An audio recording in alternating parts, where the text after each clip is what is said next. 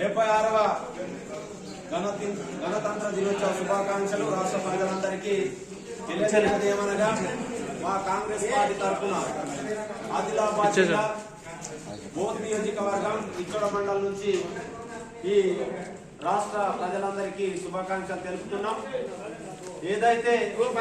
అపోహాలు ఉన్నాయో ఈ రాష్ట్ర ప్రజలందరూ కూడా మా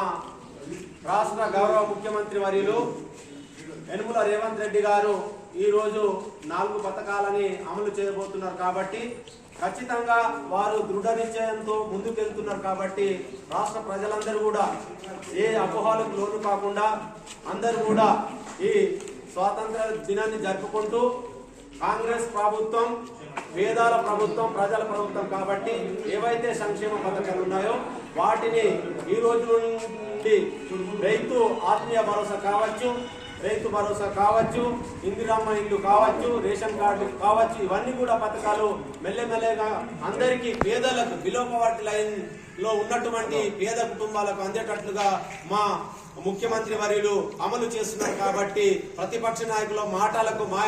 మోసపోకుండా అందరూ కూడా ధైర్యంగా ఉండాలని మా కాంగ్రెస్ పార్టీ తరఫున ఇచ్చోడ మండల్ కార్యకర్తల తరఫున మేము అందరికీ కృతజ్ఞతలు తెలుపుతున్నాం. జై హింద్, జై భారత్.